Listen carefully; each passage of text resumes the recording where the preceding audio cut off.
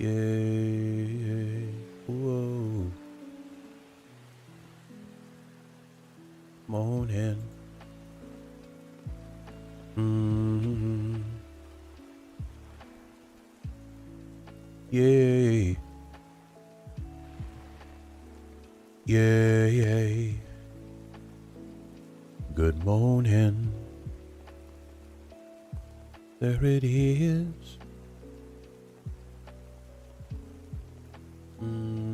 Good morning. How you doing today?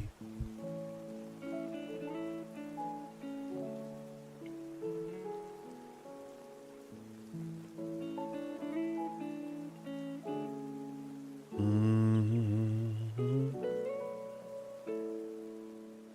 Mm-hmm.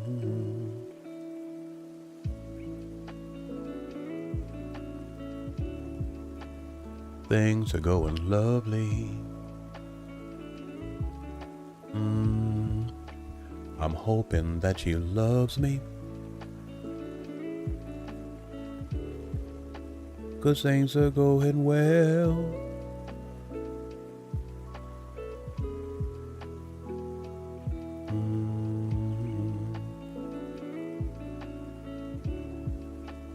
Things going well. I know you can tell.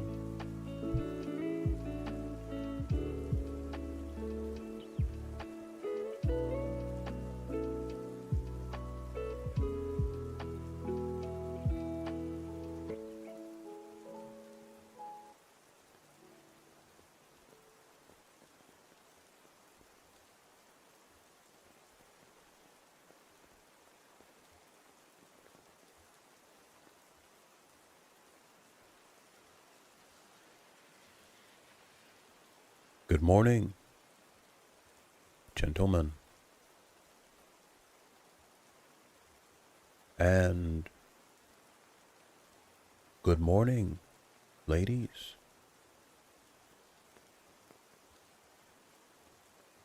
Undoubtedly, there are some here with us. And welcome to Meditations of Men. But more importantly, more to the point, welcome to an opportunity, perhaps your last opportunity, to do that thing that maybe that up until this moment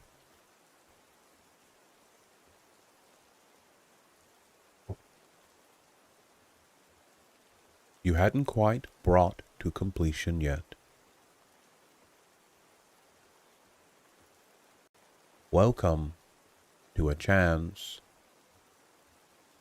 to develop awareness in the areas, in the spaces, in the gaps that until today you've been stepping over.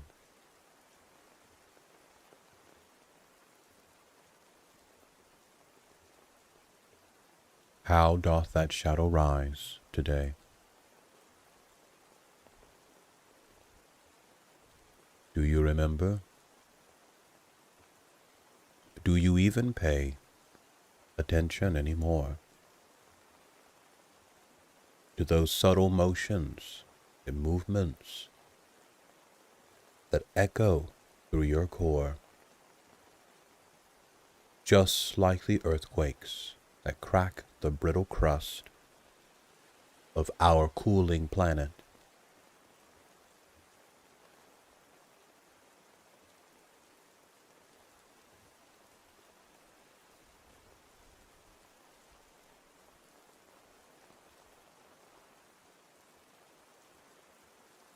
What was there? What was there pulling you to and fro?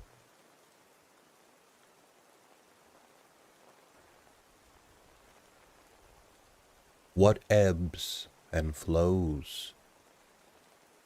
What moves to and fro, both from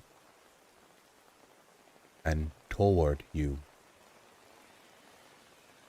Welcome, Tao.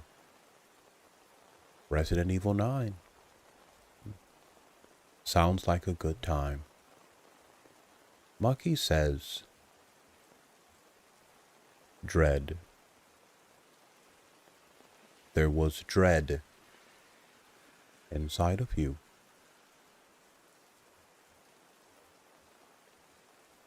If it's all right with you, Mucky, I'd like to do something unusual with that sensation of dread. Would that be all right?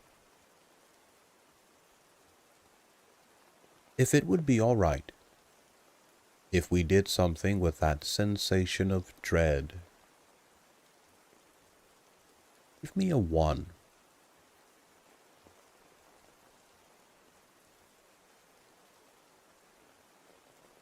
Examining our inner feelings, swimming and treading water in that inner current is like peering through a telescope from the wrong end. We are hoping to find out who is peering in, what version of us is peering in. And this is the path to self-discovery. Dread.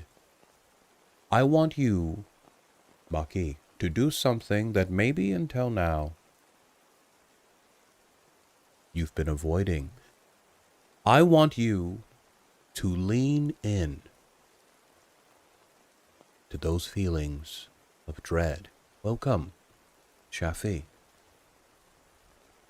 Tell me something, Shafi. In what way are you most commonly misunderstood? What do people get wrong about you most often? Take that sense of dread, Mucky D, and I want you to lean into it. Don't hide. Don't cover your eyes. Keep them open. Look.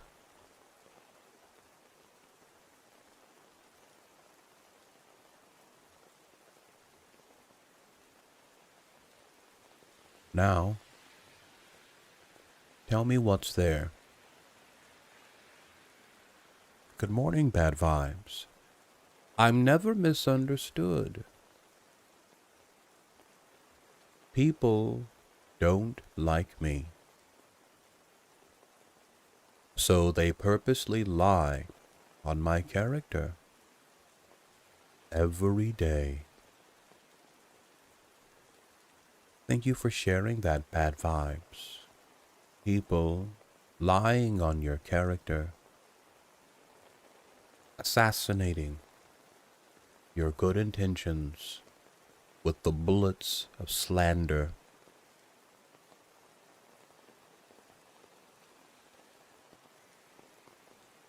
Bad vibes. I want you to give me an example of someone lying,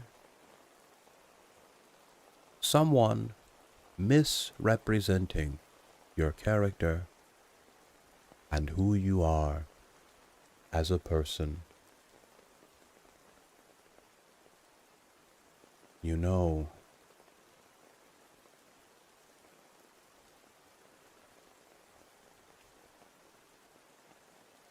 this is a part of our condition.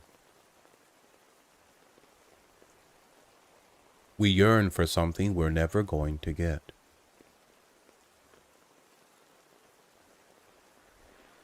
No one is ever going to understand you. We are wasting our time. We have no choice, no say in the matter. We are destined to be misunderstood. Why is this? Is it because people are lying on us? Is it because we're being slandered and others envy who we are? Is that it? Or maybe they misunderstand us because they don't like us for some reason. The true reason is far more depressing. You see,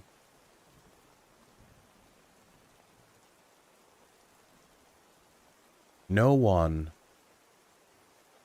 and I mean no one,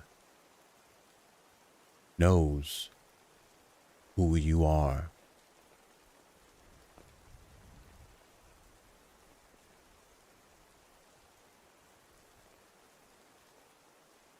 You're all alone.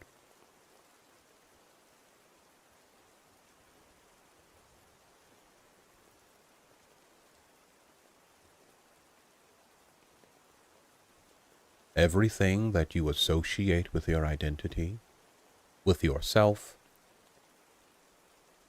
is private, isn't it? Think about what it is that makes you you. Is it not your memories? Is it not the Rolodex of experiences that you flip through as a reminder of where you've been and who you are?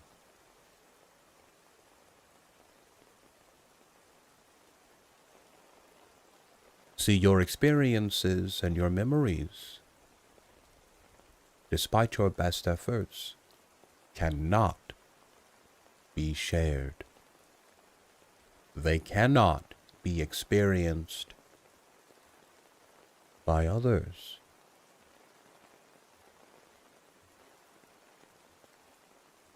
Suppose you opened your mouth and you attempted to tell someone who you are.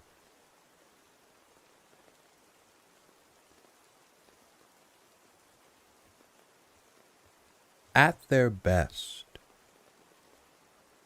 they will listen to what you say. They will compare it to maybe something they've experienced or gone through. And then they'll say, that's who you are. That's what you mean to say. But is it? No, what they saw wasn't you, but them. They heard what you said, and then they compared what you said to a part of themselves. And then they declared that the part of themselves that was dredged up is you. That's who you are. But is that who you are?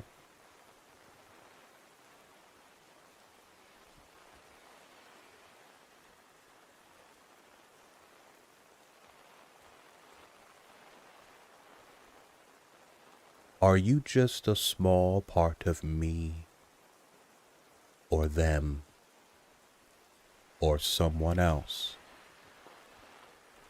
No, you're not. You are your experiences, your memories.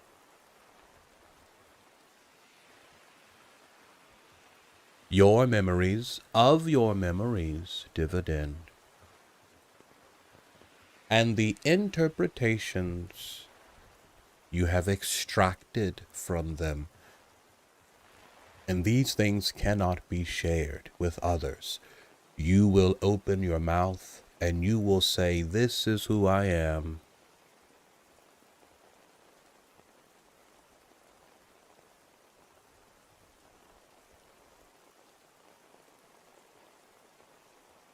Others will nod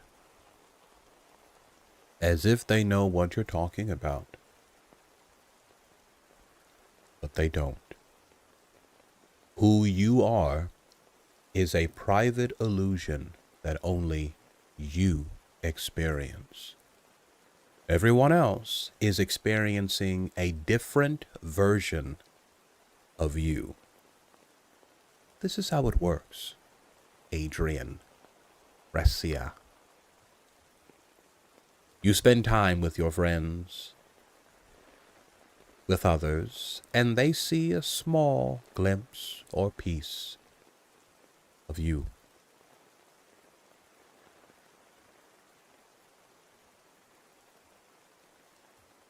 Maybe, just maybe, they're paying enough attention to you to understand what you did, what you said, or what you might have meant. Inevitably, they will leave things out. You see, you are broadcasting data into the three-dimensional world constantly. Constantly there is information pouring out of you. How much of this is captured by the people around you? How many of them are paying enough attention to get it all?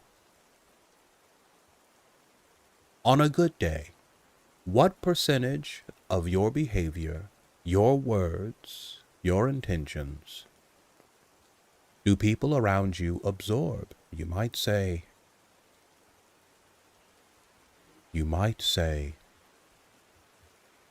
1%, 5%. Most of the time, people are using their own prejudices and biases to figure out who you are. You're wearing red pants. I've known other people who wore red pants. Maybe you're like them. Maybe all red pants people are the same.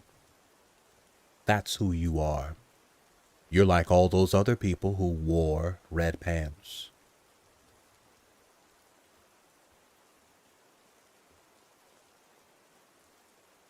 Or maybe you have a bowl cut. That's who you are. You're just like all those other people who have bowl cuts.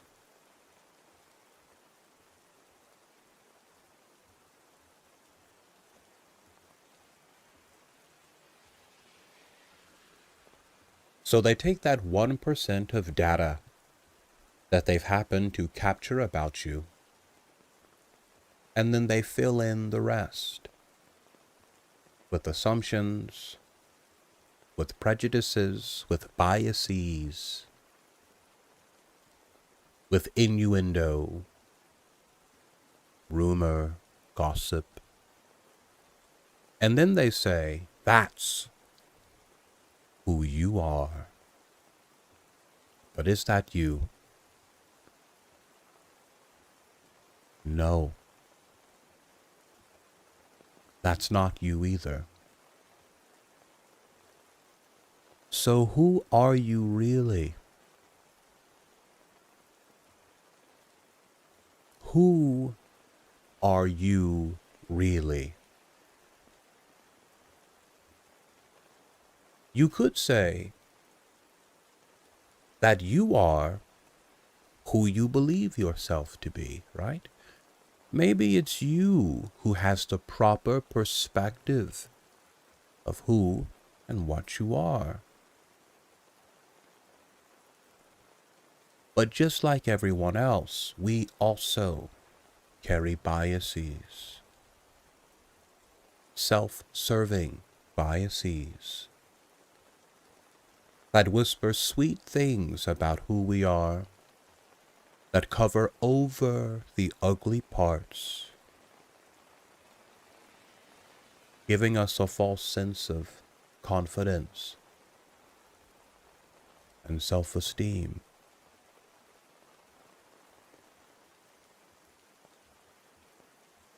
But what you perceive yourself to be is not but a private illusion that only you carry, and despite your best efforts, you will fail in conveying this person to others. So how do you deal with this impossible situation?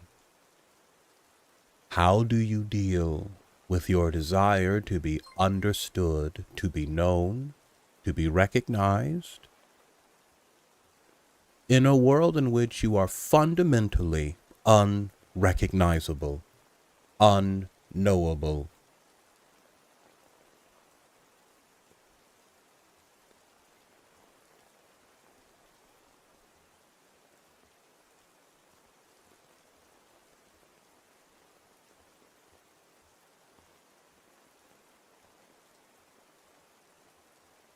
Well, there's only one thing to be done, Trojan Ghost. And that is to give up.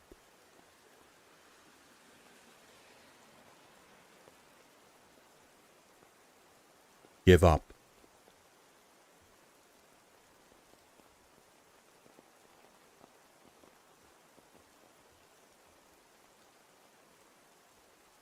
Yield to the fact that you are unknowable, and stop troubling yourself to be understood. Let it go.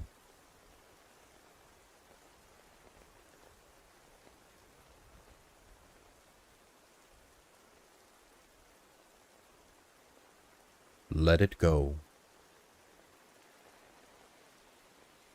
Yield to the axiomatic reality that you cannot be known by others. Give up.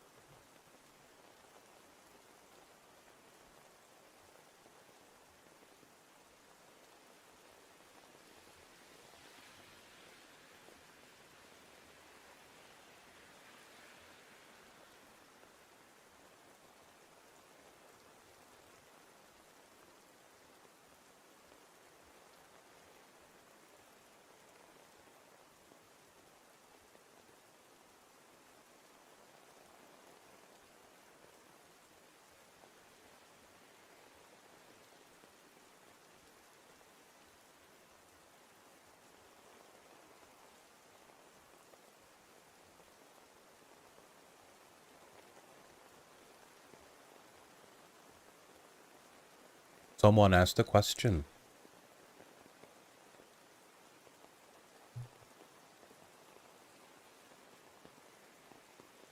Have you seen the Elon versus Trump?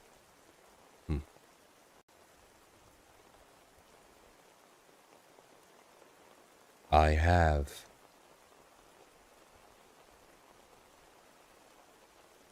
Pray tell, good sirs, what do you make of Mr. Musk and Mr. Trump? What's going on with these two men?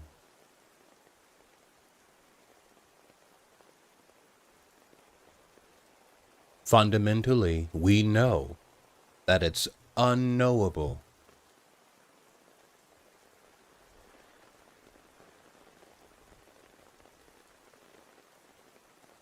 But let's humor ourselves. and pretend as if we can understand people that we haven't met, and that even if we did meet them, we would be incapable of understanding who they are. What's going on with Mr. Trump and Mr. Musk? Their friendship is made from sand on a beach. A friendship, you say? You were under the belief that Mr. Trump and Mr. Musk were friends. How many of you all believe that Mr. Musk and Mr. Trump were friends? If you believe this to be true, give me a 1 in the chat. Were they friends? Friends. Friends. Cal says they were friends. If you feel that they weren't friends, give me a 2 instead. Were these men friends? Friends. Not business partners. Not birds of a feather merely flocking together. Or vultures sharing a corpse. But friends. Perhaps we need to be reminded of what a friend is.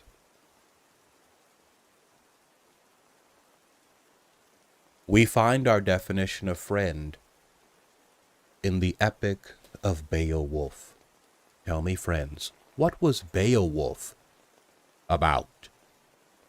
What happened in Beowulf?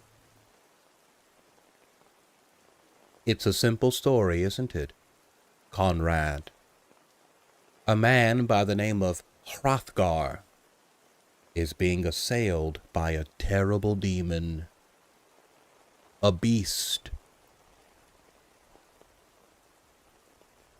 who, unbeknownst to Hrothgar and the men of Heorot,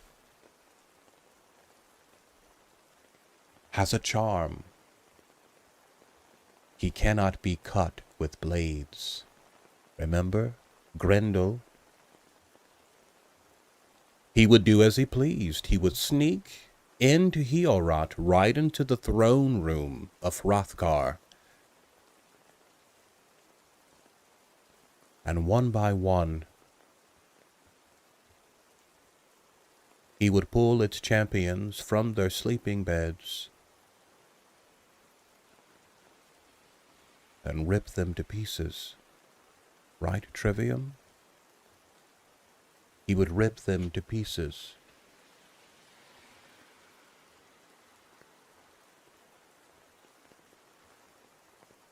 Until one day, a man by the name of Beowulf, a distant relative of Hrothgar, hears about the situation. What?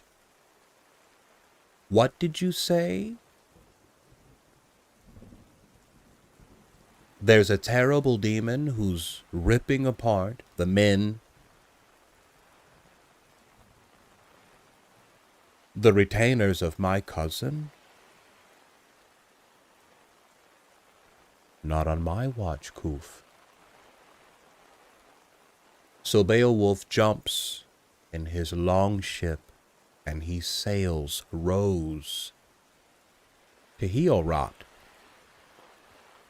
And risking his own life, he strips himself naked. Naked, he strips himself and waits for Grendel. And when Grendel shows up, he faced that demon barehandedly. If Grendel has no sword, then I won't have one either.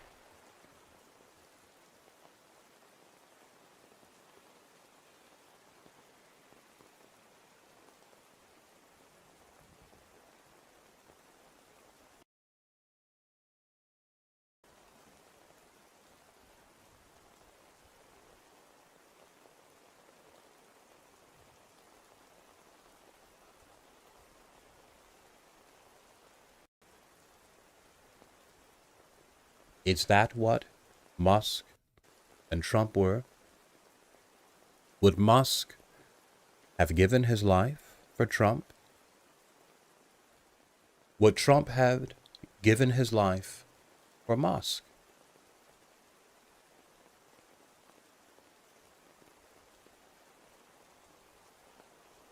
What's the difference between constructive masculinity and current masculinity? The difference is who's answering the question. The word masculinity means nothing until the speaker gives it a definition. The question becomes, do you agree with the speaker's definition of masculinity and his premise that current masculinity is no longer constructive?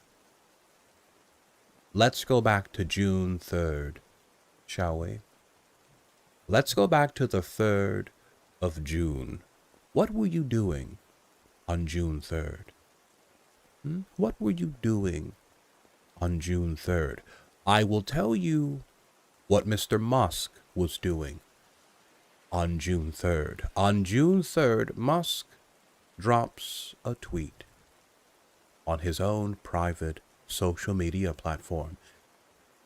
Is it strange, gentlemen, that Musk and Trump are going back and forth on their own private social media?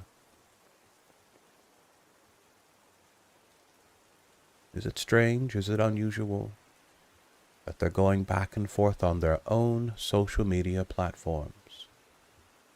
Musk drops a tweet on X and he says, "I'm sorry, but I just can't stand it anymore. This massive, outrageous, pork-filled congressional spending bill is a disgusting abomination. Shame on those who voted for it. You know you did wrong. You know it."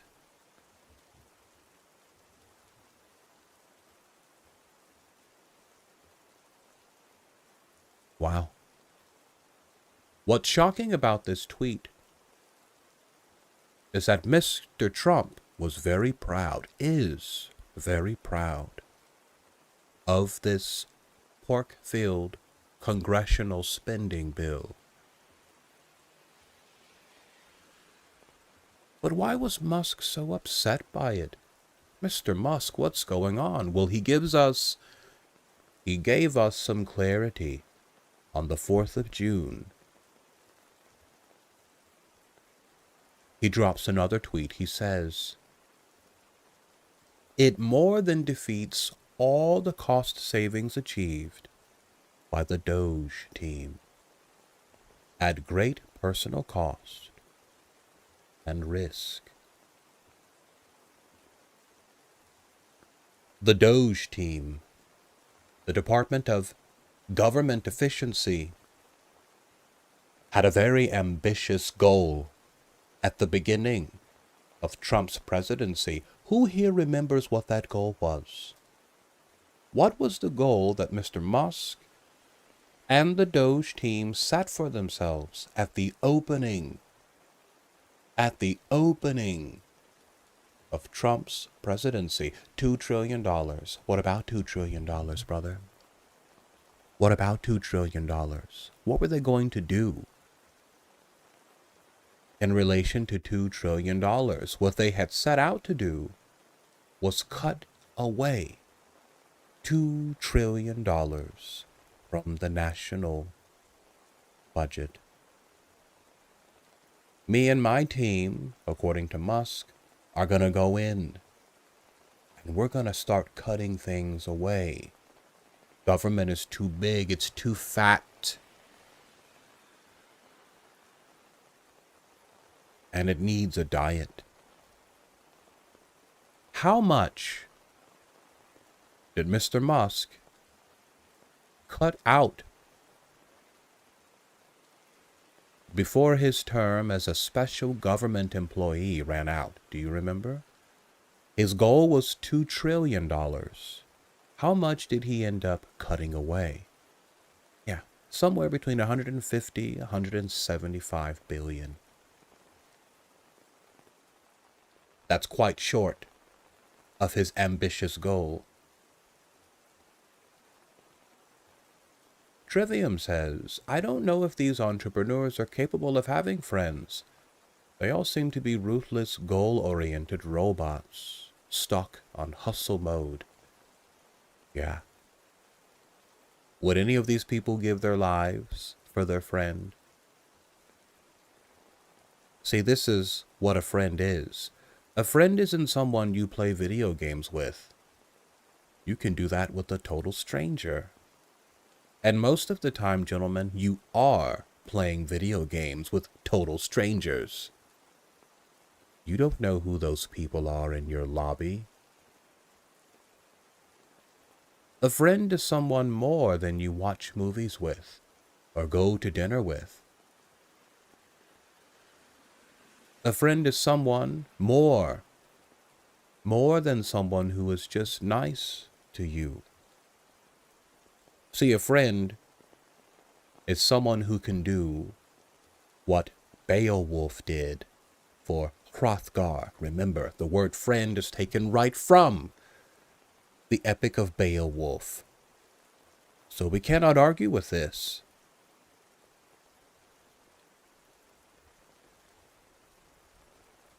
To be a friend means to hold back nothing in the preservation of another. That's it. It's that simple. I hold back nothing in the preservation of my friends. If my friend falls face down in the dirt and dies, then let me be the man who dies next. That's a friend.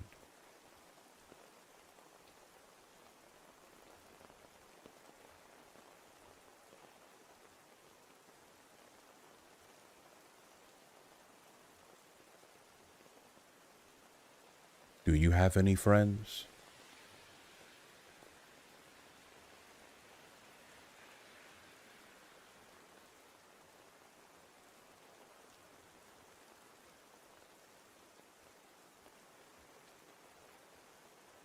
Does anyone love you that much?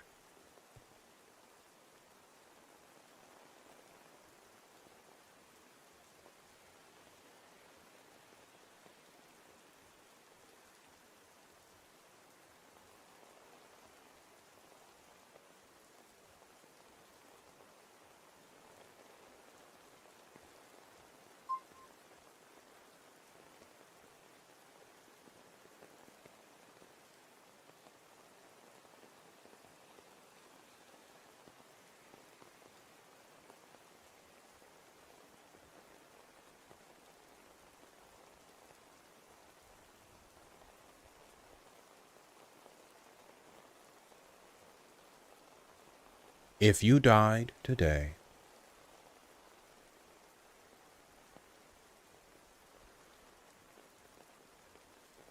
how many of your friends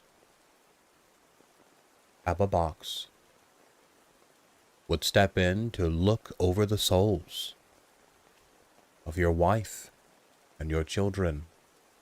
How many?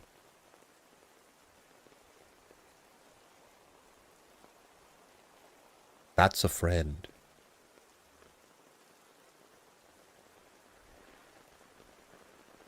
Is that who Musk and Trump were to each other?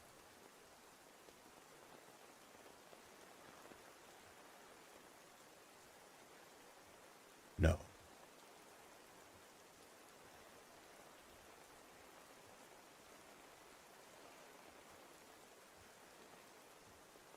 You don't have wives. You don't have a wife? Why not? Why not? How many of you all are single and unmarried? If you are an unmarried man, give me a 1 in the chat. Is that you? Too ugly.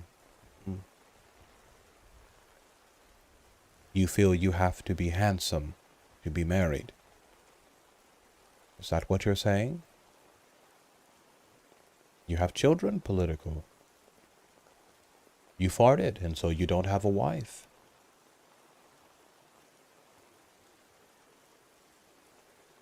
It's funny. A man will declare himself ugly, but then claim that women think it. A man will declare himself ineligible, and then slander women and say that it's them who are saying it, when really, he's saying it to himself.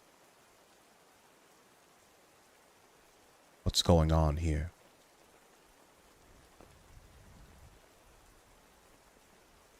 What's going on?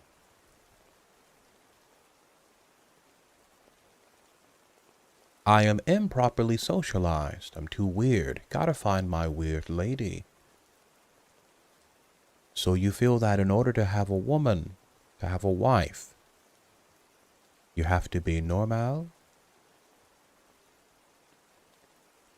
Let's take a moment and put women in their proper place. Women serve a purpose in your life. Okay? And the key to having success with women is understanding the purpose they serve. Do you understand? Suppose you ran a business. Suppose you started a company. And you wanted to hire a manager. See, you own the company, but you don't want to be in the office every day doing paperwork.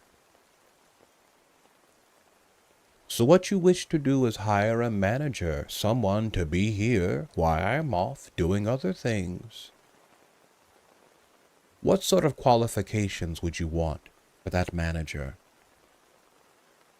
You might want someone who's honest. Toasted. You might want someone who is hardworking.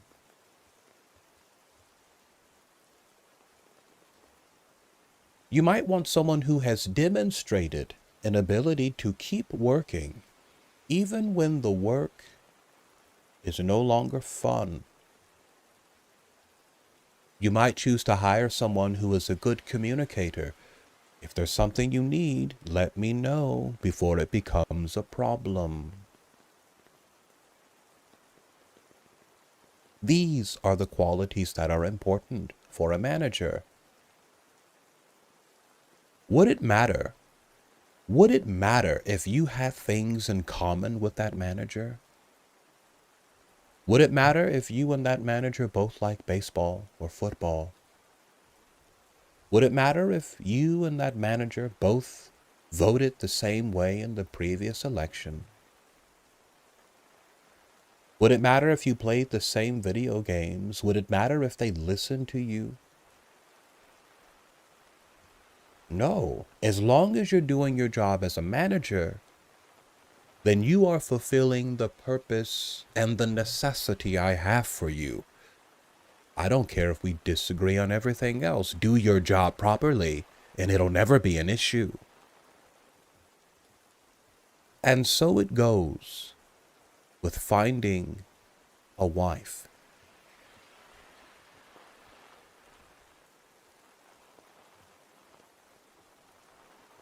If you were to hire for the position of wife, what qualities would you want in a candidate? Go ahead. Name them. What are the qualities that make a wife a good wife for you?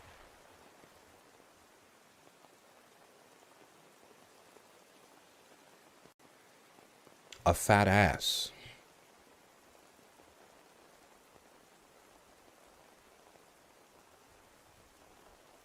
Do you mean to say that a woman with a flat ass can't be a good wife? What are the qualities that make a wife good? I guess we have to start a bit smaller. What is the purpose of a wife? What purpose do women serve in your life? I need you to think about this. What purpose do women serve in your life? To keep a man's balls empty. Sex. Ability to make it rain in the bedroom. Okay, a lot of you guys are horny right now. A lot of horniness in the chat right now, but that's okay, because that is a purpose that women serve for us. Women are the gatekeepers of fatherhood. You cannot become a father unless you go through a woman, literally. You have to literally go through a woman to become a father.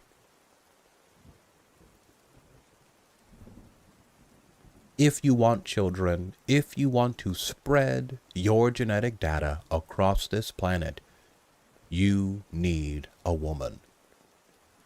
And this is a very important role that women serve in our lives. They are there to enable fatherhood. What else? What other purpose do women serve in your life? Let me throw out some things. Are women meant to be your friend? Your confidant?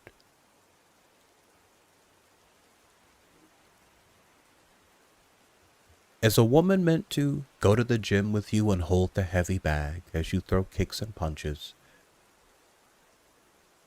Is a woman meant to help you with your self-esteem and be your therapist? Is she there to help you cope with your depression?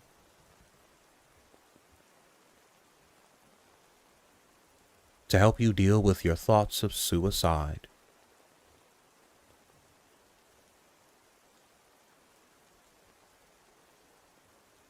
Is that what she's there for?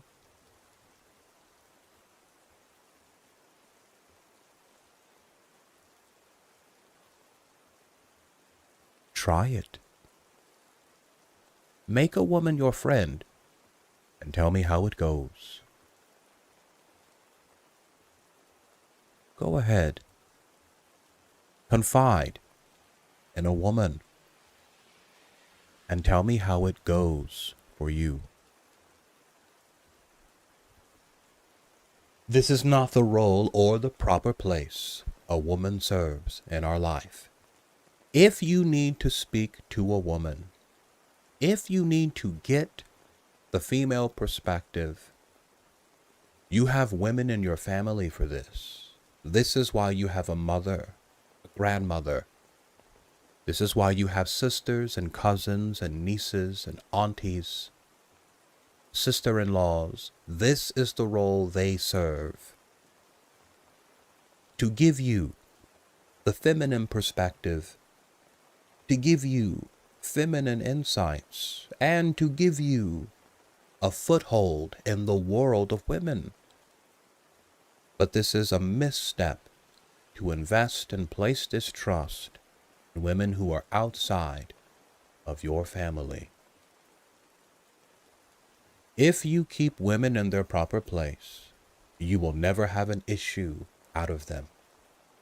If you keep women in their proper place, you will find that you are actually compatible with 100% of the women on earth if you keep them in their proper place.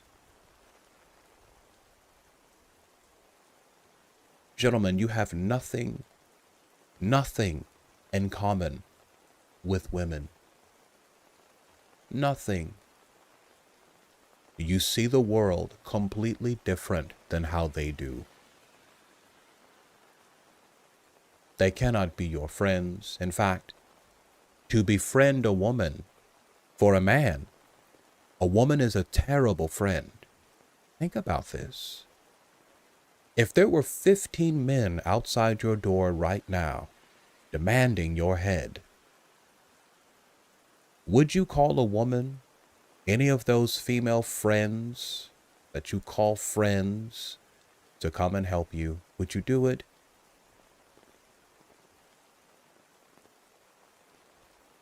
Jessica, I need you to get up and come over here and help me fight these men's. Is Jessica gonna come? Hell no, she's not gonna come. That's a terrible friend. If it were a male and he said that, that would be a terrible friend.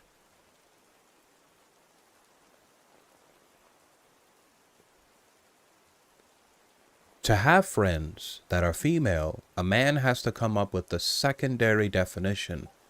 You have to have a second set of expectations, because no woman can live up to the male expectations you carry for your male friends. And it would be abusive to expect her to. It would be a misuse of the feminine function to ask a woman to come and fight for you. That is to abuse the women in your life, because this is not the role they play. The role a woman plays in your life is very, very simple.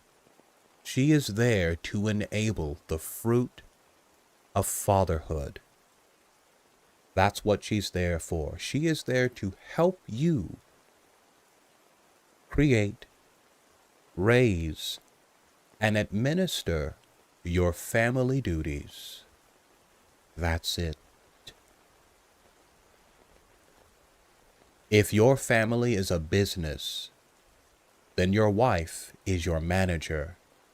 You are the owner. She's the manager. She is there to speak when you are not there to speak, in your stead.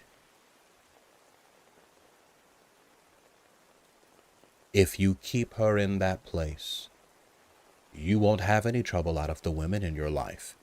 Trouble with women comes when you start abusing their function. You start demanding other things they can't give you. Friendship. Friendship with a woman, brother? Come on now.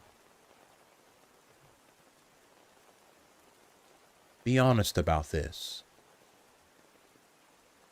How many women do you actually want to be friends with? You want to go shopping with her? Because that's what friends do. Do you want to sit on the phone with her and listen as she complains about her life and her relationships? Because that's what friends do. Friends?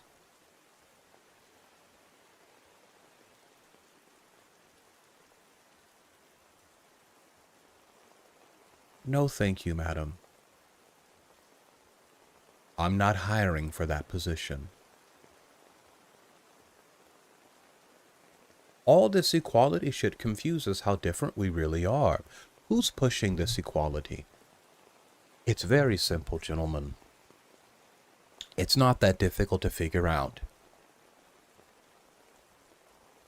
It is an axiomatic truth given to us by the universe itself that there are fundamental differences between men and women that make them equal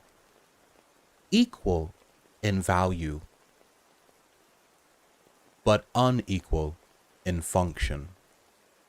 Men and women are equal in value. We need each other.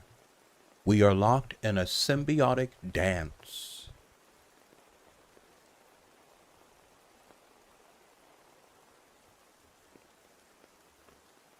This is inevitable for a species that is sexually dimorphic. That's us.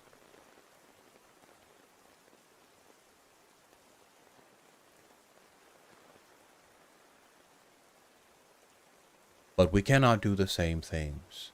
So who's pushing this? Very simple. It's very simple. Who's pushing it? And why? It's not that difficult to figure out. It's the same people who made you think that cars were sexy. It's the same people that make you think that certain brands of toothpaste are more sexy than others. Are you getting a picture? It's the same people, the same industry that made you think that if you want to get a woman, you have to wear certain clothes, drink certain beverages, drive a certain car to make a certain amount of money. Who put this in your head? Advertisers, marketing firms. Because what they realized is that if they can play on the sexual tensions that exist between men and women, they can get women to spend a lot more money. You go, girl. You don't need no man. You got this. Beautiful at any size. What? Ain't nobody saying that about your fat ass. What man is beautiful at every size? Yeah, we don't talk like that about men, do we? But someone is talking like that to women. Beautiful at any size. Advertisers, they're simply playing men and women against each other to sell them both consumer goods. That's it. They just want your money. And they're getting your money. How many of you feel that you, listen, if you want to know how well the propaganda works, just ask yourself, how much money do you feel you have to make for a woman will have sex with you? And there you go. Have you fallen for it? How much do you have to make before a woman has sex with you? $1 million. There isn't a single vagina on earth that is worth $1 million, brother. You strip these women naked and flip them upside down, and you can't tell any of them apart. $1 million? 30,000? Brothers and sisters, listen to me. Anytime you're tempted to give a number to that question, I want you to remember the story I'm about to tell you.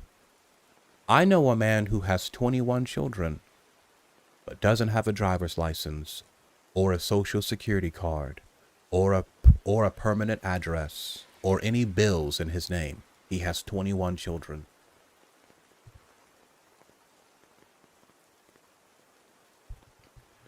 This man has 21 children, no driver's license, no work history. He goes to jail. He comes out of jail. This has been his life. He goes to jail. He comes out of jail. How does he do it? Women, brother. He figured out something about women long ago. He figured out that a lonely woman is 100 times more thirsty than a lonely man. See, you all got it twisted. You think that it's men who are more thirsty. No, brother. No. It's the women who are thirsty. A woman will allow a dangerous felon to live in her house with her children in exchange for company. Do you know any men doing that with their kids? How many men do you know are allowing a convicted felon to sleep in his house and have unsupervised access to his children? I don't know a single man who's ever done that, but I know a lot of women who do it, who are doing it right now, who will let that man drive their car, drop them off at work, and have access to their car and their children while they're at their jobs. Who put the idea in your mind that you have to have money to get a woman? Andrew Tate probably did that. Andrew Tate probably taught you that to have a woman, you gotta flash money around. We call that tricking where I come from. Where I come from, we call that tricking. When you flash money around to get a woman's attention, that's called tricking. But that's not the most powerful man at the party. The guy at the party flashing around his money, pulling up in expensive cars, casually dropping how much money he makes a year, that's not the biggest dick at the party. The guy you really have to be worried about is the man that caught the bus and showed up in sweatpants, but still managed to pull 2, 3, 4, 5 women at the very same party the rich man is at. The rich man had to spend millions to become interesting. But this guy caught the bus in sweatpants and a t-shirt. And yet here he is, getting more action and more play. Women aren't into fancy cars. You are.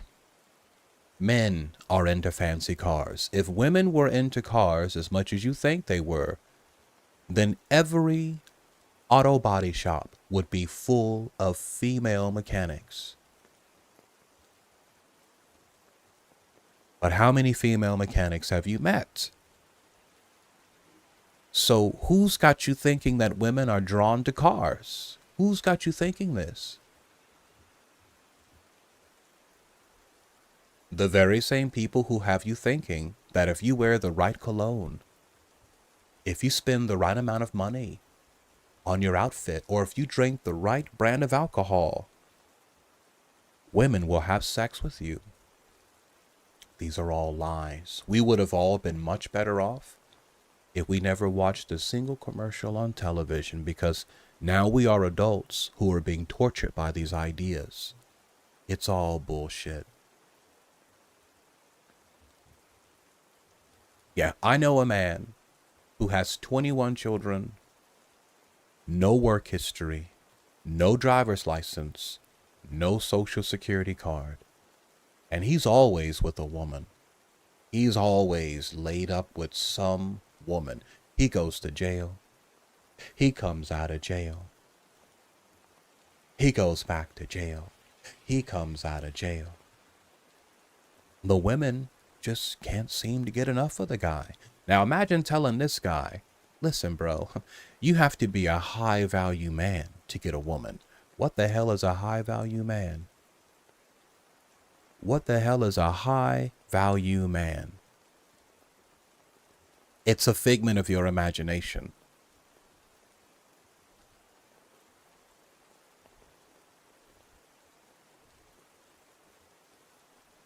So what are women interested in? I'm glad that you're asking.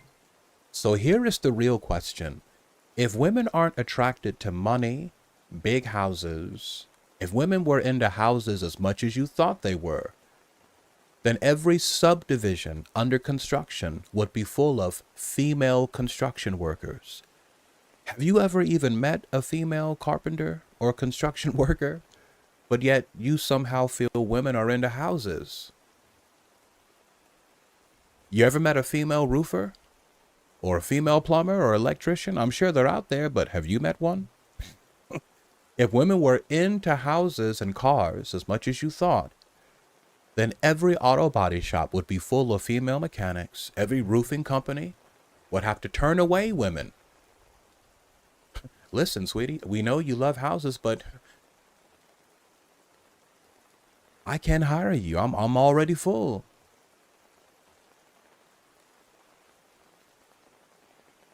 So what are women attracted to?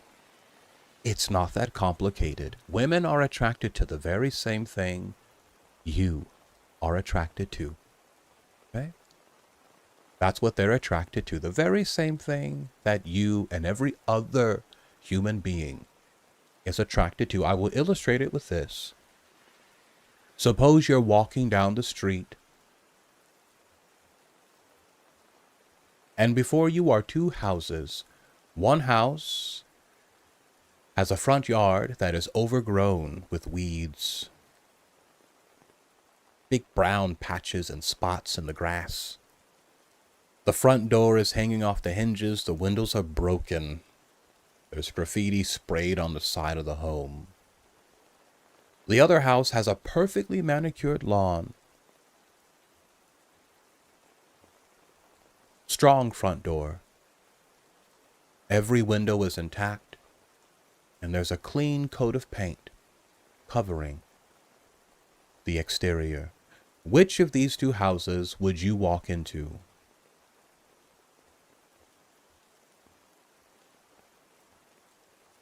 You knew the answer before I even asked the question. You are naturally attracted to the second house.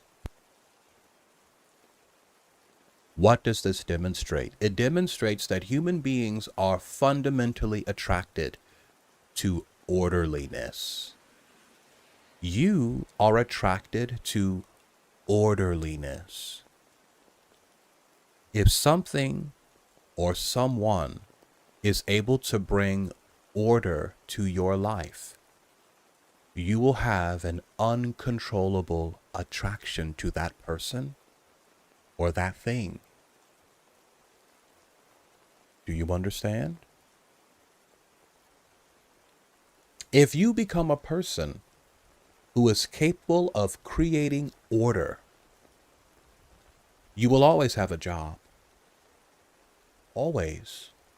Because people, men, who can create order are always in high demand.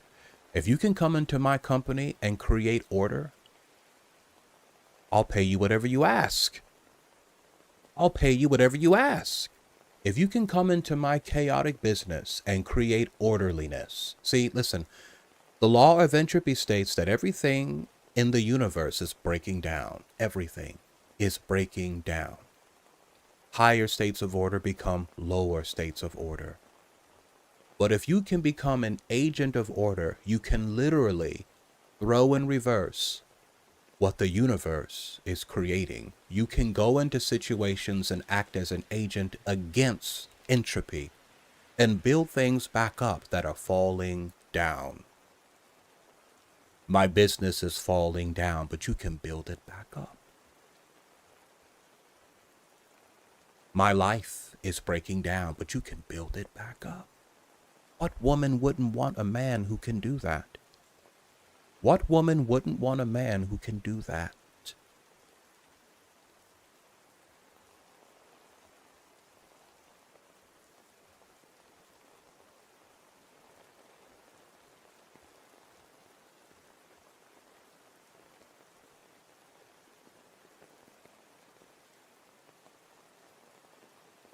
This is what makes you attractive.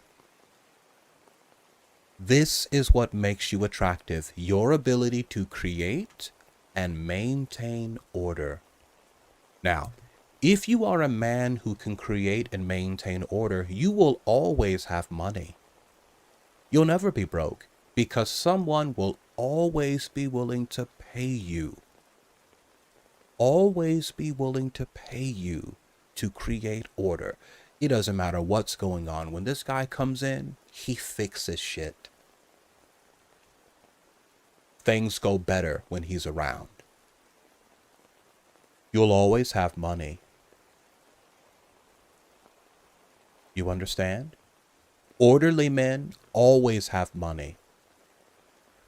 They're not attractive because they have money. They are attractive because they are orderly. And a part of what they attract with their orderliness is the money of people who wish to have order in their lives. Do you understand what I'm saying? If you understand what I'm saying, give me a 1 in the chat. If you are an orderly man, you will always have money. Always have money whenever you want it. Because people will always be willing to pay you in exchange for order. Every person you've ever been on a job interview with, this is what they want you to do. We want you to come in here and we want you to create order. It doesn't matter if you are working retail as a cashier. Look at my unorderly customers standing in line. If you can stand in this line as a cashier and create order for my customers by ringing up their groceries, putting them in bags for them, and then letting them know how much their bill is. That's a lot of order. I come to the front cash register with a basket full of stuff. I don't know how much this stuff is going to cost. I mean, I have an idea, but I don't know how much it's going to cost. And how am I going to get these groceries out of this store? Right? I am in a state of disorder. But once I put my groceries on the conveyor belt and the cashier scans them and gives me a price, she or he is creating order for me. Because before I was just looking at a basket full of consumer goods, but now I know exactly how much to pay. Now I know exactly whether or not I can pay for this. Not only that, but the cashier put my groceries in a bag. Now I can carry them to my car. Now I have a receipt showing this is an incredible amount of order the cashier created for me, right? Now use your mind and apply this to all things, right? If you have a job and you're being paid, likely you're being paid to do this in some way, to create order for someone. Do you understand? And if you can do this, you will always have money.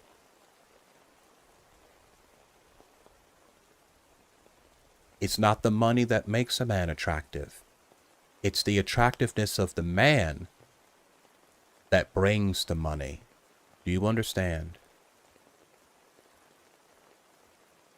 Now, what is the application when it comes to relationships with women? All right.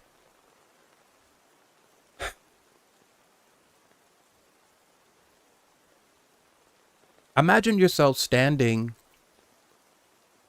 in the middle of a dense, dark forest. You can't even see the sun. It's so dark. Dark. But what you can see are two paths in front of you. The path that you've been walking is now diverging into many, many, many paths. They all look the same to you. It's so dark, you can't see where any of them lead. You're stuck.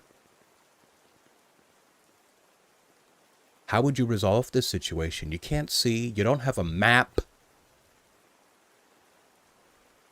The sun's not out. You can't see ahead. But what if while standing there, someone grabbed hold of your hand and said, "Come with me." And very confidently, that person just started walking. You don't know where he's going, but he's walking so confidently. He must know where he's going. I don't know where he's going, but he must know. Because he's moving so confidently. It's as if every step is planned. And you just start following him. And before long, you see something you haven't seen in days. Sunlight. This man actually got me out the forest. What would you not be willing to give that man in exchange for his ability to get you out of the forest?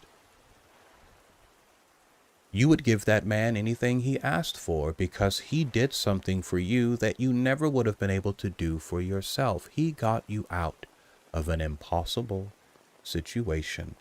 He very confidently took hold of your hand and gave you guidance through a very difficult and dark and troubling episode in your life. If you can understand this, if you can understand what made that man valuable to you in that forest, then you know now what makes you valuable to every woman on earth. It's your ability, gentlemen, to provide guidance and direction. That's what it is. In high school, we didn't understand this. We didn't understand this in high school. All we saw were pretty girls walking off with very aggressive, loud, sometimes abusive men. And what did we say? We said, the girls just like the assholes. That's not it, brother. See, one thing all of these assholes were able to do was guide and direct those women. That's something that you still probably can't do. You're way too you're too bashful to tell a woman what to do. You feel that it's wrong to do that. You feel it's wrong to tell a woman what to do. Sit down. Be quiet. Come over here. Go that way. I'm gonna come pick you up Friday. Be ready at 8. When you talk to women like that, you feel like you're doing something wrong. But all of those assholes in high school, they had no issue at all talking to women that way. And to the woman, that made these men incredibly attractive, because when the women were with those men, they didn't have to think. They didn't have to spend any time worrying about, what am I supposed to do? You ain't got to worry about that, because he's going to put you in your place. When you're around Tyrone or Chad, they're going to tell you exactly what to do. They're going to tell you exactly what to do. And that feels good for a woman, to be told what to do by a capable, authoritative man.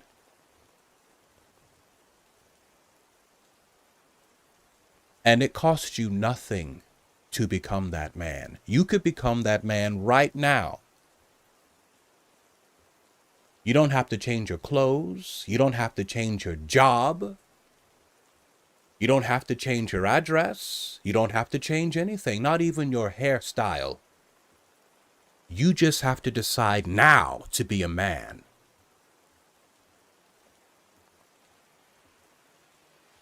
To become that thing upon which your friends and your family can depend. Not to be the richest and wealthiest and most handsome man, but to provide direction and care, to shelter the ideas, institutions, and abstractions that make life in civilized groups even a possibility for a species like ours. Don't you understand that righteousness doesn't grow on trees? Don't you understand that there is no atomic weight to justice, to honor, to brotherhood? These things only exist in places where men, and I mean men, reach their hands out and wrestle with the weak and strong nuclear force, electromagnetism, and gravity for the raw circumstances of this world and mold them into existence. That is to say that we only have the peace and justice that we are willing to make on our own. And your ability to make that is what makes you a man. And before you say you can't do this, before you tell the old lie that you've tried your best and despite your best efforts that there are men who can do what you can't, I want you to repeat after me. What one man can do, any man can do. What one man can do, any man can do. What one man can do, any man can do. And since I am a man, I can do anything. Now get up. Go out into the world. One more time. And this time, do it sober,